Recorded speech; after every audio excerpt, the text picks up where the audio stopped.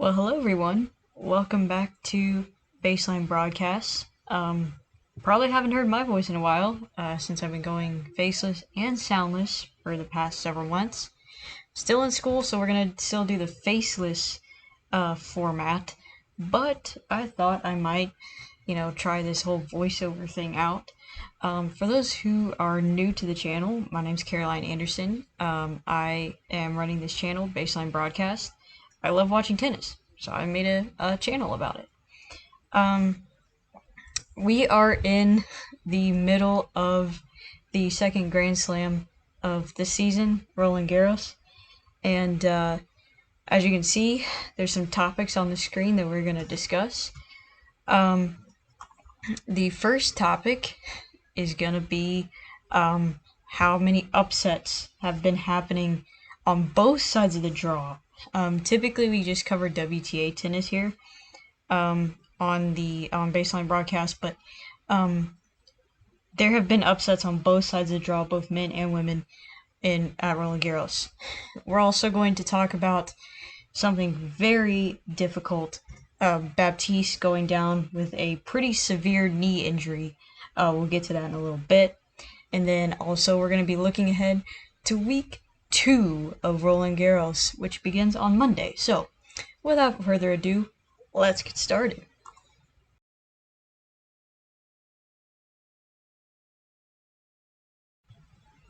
Alright, so, looking at this, you can see that there are 3 top 5 players that were eliminated early in this tournament. Something that we did not expect, especially from Elena Rybakina, who was one of the favorites to win the tournament.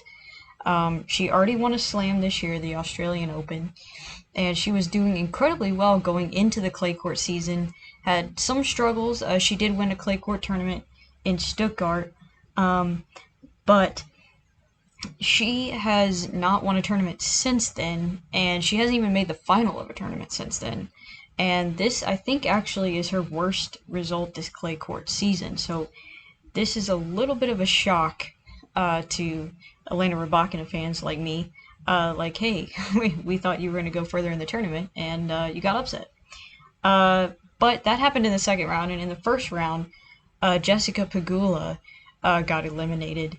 And then earlier today, after a 3-set epic against Anastasia Potapova, Coco Gauff, who is the defending champion, actually, was eliminated. So, those are your big upsets in this particular week.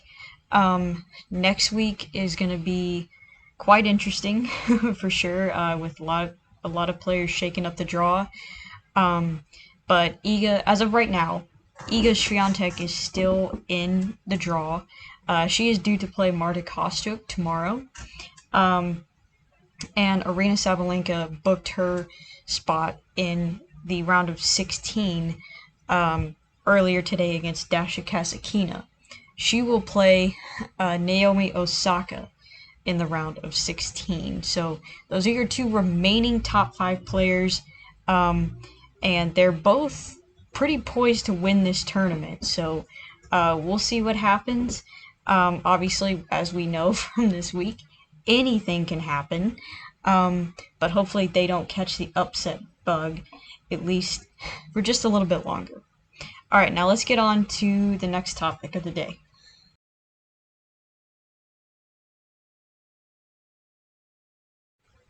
Alright, you guys, don't want to talk about this, but, since we cover the good, bad, and the ugly, we gotta talk about it. This was a tough moment from Roland Garros earlier this week. Hailey Baptiste was in a match against, excuse me if I pronounced the name wrong, Wang Shu or something like that.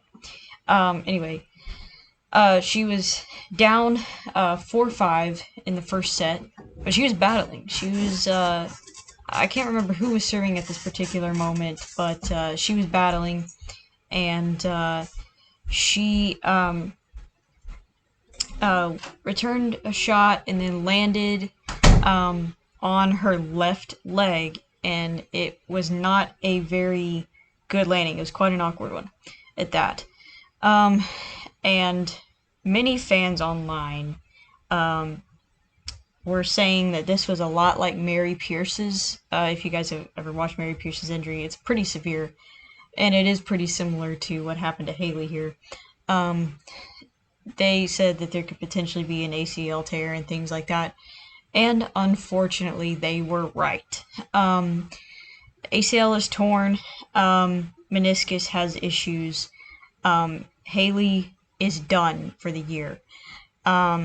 And it is heartbreaking because, as you have seen probably in my previous videos, Haley's been playing really good tennis this year, and this is like the worst possible way for her season to end. But, you know, great thing about being alive in 2026 is that we have great modern medicine. We have great doctors around who are going to take care of her. I don't know if she's had surgery yet, but I know that if she hasn't, she will soon. And then that recovery time is roughly 6 months. It could be longer, it could be shorter, who knows. It just kind of depends on how well she does with physical therapy and things like that. But yeah, she is out for the season, unfortunately. But she's gonna be okay. We're gonna be behind her. We're gonna love her through this, and we're gonna cheer her on, and hopefully see her back at the Australian Open in 2027. So, much love to Haley and her family and team and all of her friends. You got this, girl. Yeah, so let's get on to our next topic.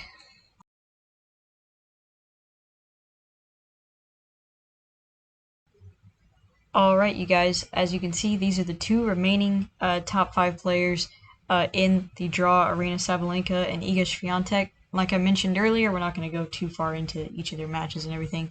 But like I mentioned earlier, Iga's playing Marta Kostyuk tomorrow, and Aryna's playing Naomi Osaka on Monday. So look for them to be in some battles. Hopefully they won't catch the upset bug, but maybe they will, maybe they won't. Alright, let's go on to our next set of players. Alright, you guys, here are the top 4 players I think you should keep your eye on as well in this week. So it's going to be Alina Svitolina, Mira Andreeva, Marta Kostyuk, and Anastasia Potapova. All have been having an incredible clay court season. Like I mentioned earlier, Marta Kostyuk, I don't know if I mentioned it actually, but Marta Kostyuk won Madrid earlier this year. Alina Svitolina won Rome. Mira Andreeva, despite not having any clay court titles, she has had a phenomenal clay court season. And Anastasia Potapova has been incredible throughout this clay court season.